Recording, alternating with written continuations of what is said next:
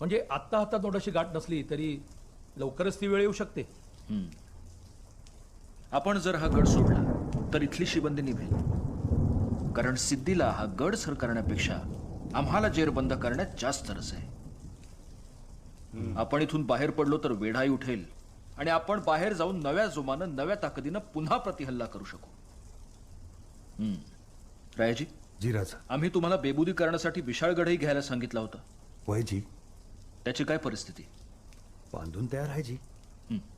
नाईक, जी. विशाळगड इथून किती दूर? 22 कोस. मग एखाद्या पावसाळ्या रात्री पन्हाळा सोडायचा आणि विशाळगड जवळ करायचा. परराज मंदी सिद्धीचा याडा.